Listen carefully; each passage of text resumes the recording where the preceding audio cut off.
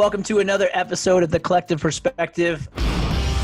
I'm here with Barbara. So Barbara, why don't you give everyone just a little bit of background on who you are and what you do, and then we'll get into it. So I'm Barbara Sibley. I am originally from Mexico City. I've lived in New York many years, and so I've had a Mexican restaurant in the East Village called Lapa Lapa for 20 years. The food was really brought what I was homesick for, so it's very much home cooking. It's very handcrafted. When I started, I had to do that. There were no choices. I always laugh, if I opened today, everybody would be like, oh, it's so artisanal. But actually back then it was completely, you just had to invent it because it didn't exist here in New York. Well, listen, I appreciate you taking the time here. I want to get kind of right into it. A little bit of reopening. It seems like New York is in phase 4, except for the hospitality industry seems to be like stuck in phase 2. So tell me about reopening. What's happening right now in New York? The basic thing is to understand is that however many days now it's been since March 13th, every single day you're opening a new restaurant. So I run Lapa Lapa. I have two taco bars. One of them is closed. It's in Urban Space Vanderbilt, and that market is closed. I have one in Gotham West Market, and I also am creative director at Holiday Cocktail Lounge. So Holiday and Lapa Lapa have been open since day one. So in a way, if every one of those places is different every day, it's like opening 400 restaurants in the space of 100 days. So it's absolutely mind-bogglingly creative. You have to admit, there's a sort of okay, it's by the seat of my pants, how can I do this? It's a little bit like running a circus, and that you're on the tightrope and you're just holding on for dear life and balancing very delicately a lot of different things. In the meantime, I also did thousands and thousands of meals for the hospital workers, and I'm still doing that now. I have an incredible team, and I think that that's really what it comes down to, but it's just different every single day. Today, for example, which might be an incredible thing, today I found out through somebody coming here and telling me that, the DOT moved somebody's bikes. I have a city bike station up front. They moved their bikes, and it was like, oh, well, maybe they'll move my bikes, and then it'll be like opening another restaurant. Every time you do one of these things, it's opening another restaurant. In addition, so we went to online, right? We went to takeout. Right away, we had people coming and it was like, are you going to change your menu, right? And I was like, oh, I'm going to make it simple and I'm going to pare it down. And right away, everyone was at home wanting tres leches cake and steaks and fancy moles and everything that they were feeling like, oh my God, I need to feel better. I need comfort. As we all know, we all went through that, right? It's like the emotional reaction that happens because you're like, I want to go out to eat and I can't. So you're trying to always, just as I am adjusting every day, we all have been, right? Everybody's like, how do I feel normal? What do I do? Why don't I feel right? Why don't I feel right? Why don't I feel right? Why don't I feel right? Wow. So, but right away I realized that Lapa Lapa, people wanted the normalcy of knowing that the normal Lapa Lapa was there. It's one of those tried and true things of the restaurant business, right? People want to go or be where people know who they are. I know what to expect. We've all had that where you go to some place and they're like, oh, well, what are they? And they just change the menu, so you feel like at ease and comfort of that. So every day it's another thing and it's nuts. I mean, it's mind-boggling. It's crazy. Well, you're juggling a lot. You mentioned, you're having some success because of your staff, right? So have you been able to retain all your staff? What's the reaction of staff coming in? The thing that I'm okay about is that I'm able to retain everyone who wants to be retained. There are people that are home and that don't want to leave. I still have folks that haven't left their apartment and they don't want to, and that's okay. I mean, I would never force someone. There's a lot of stuff in the industry of you have the PPP and you have to deduct it and you have to get a letter. I'm just trying to find other ways to do that. I just don't feel that that's the right thing to do to people that have worked for me for 20 years or for 2 days. It doesn't matter.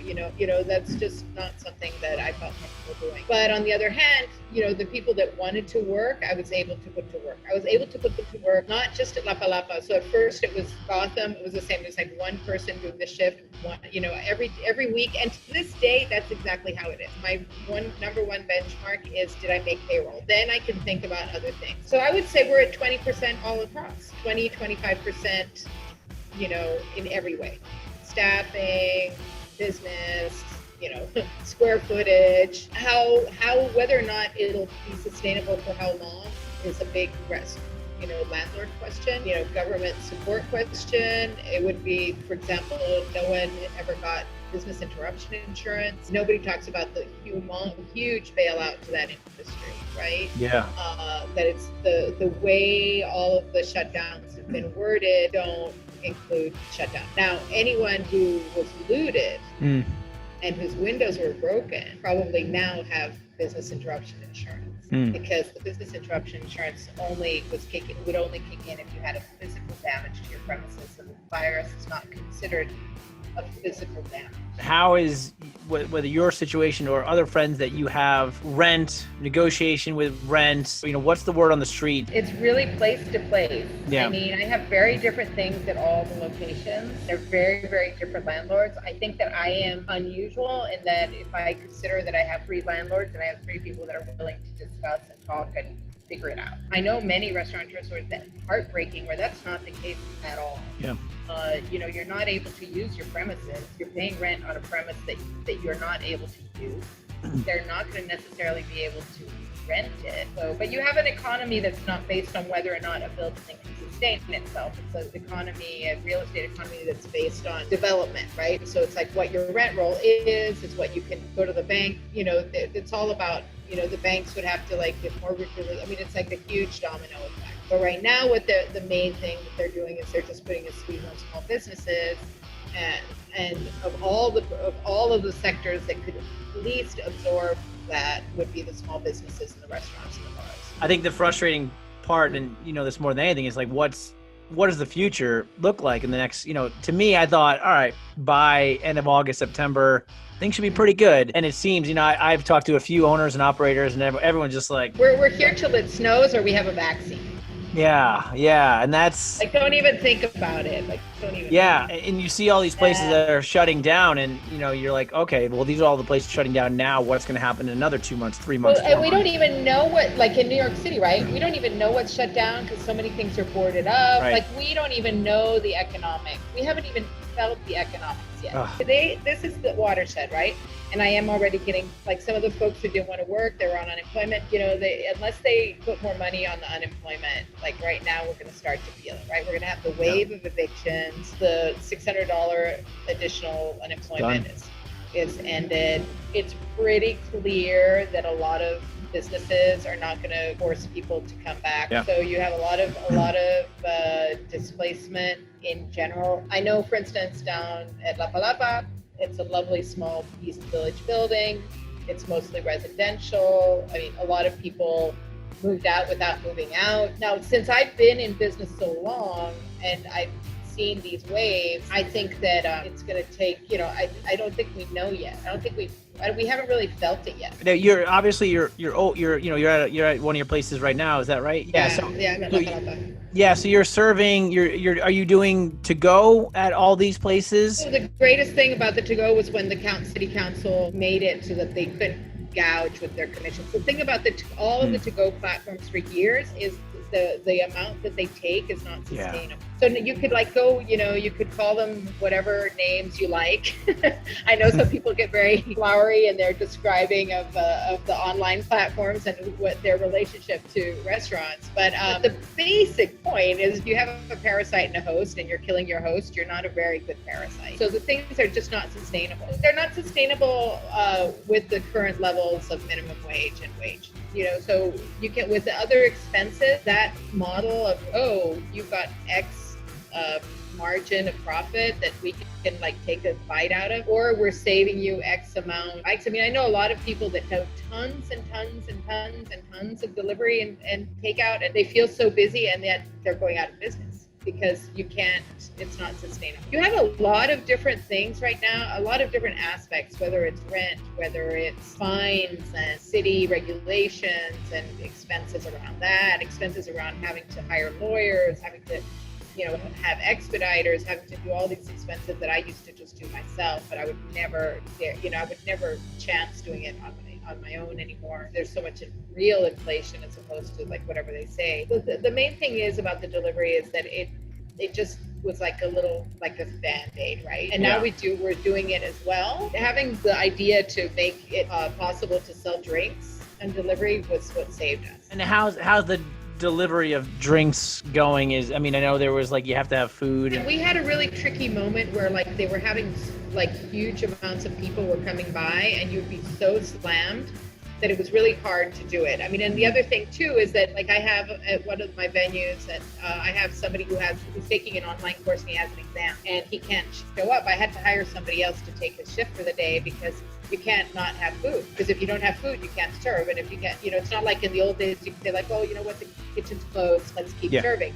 It's not such so great for the business because you're increasing your costs for like a marginal return, right? Wow. So like today, since I have a cook that's coming in that doesn't know the food at all at this venue, I'm gonna have to, as soon as we get off of this, I'm gonna talk to him and say like, so what do you want to make? Because it's whatever you make. I'm gonna print a new menu and it'll be the day's special, and it'll have nothing to do with the usual stuff.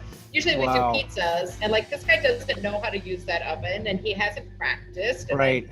So I'm gonna be like, okay, what do you want to make? You want to roast some chicken? Do you want to make this? What do you want to make? I was making little taquitos. I purposely made food that you could pop under it's like finger food that you can pop under your mask. So I mean, so that's where I'm saying like, you're like thinking, okay, what can you do? Jeez. Okay, it has to be to go.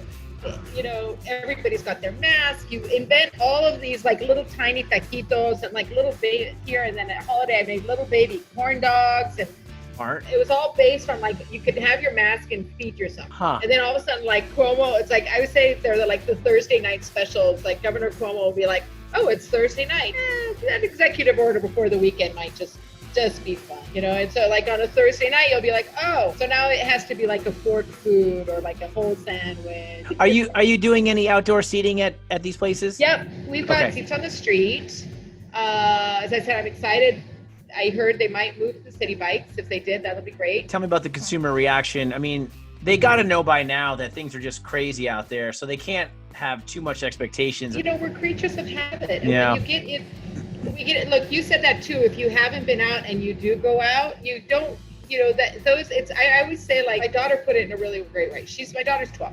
So she tells me yesterday, she said, I had a really weird day because today is the 13th of March and it's Easter and it's the 4th of July and it's Memorial Day and it's the beginning of summer and it's the end of summer and it's my birthday. Because we have this thing where there's compression of time. And that's how she said it all felt like one day.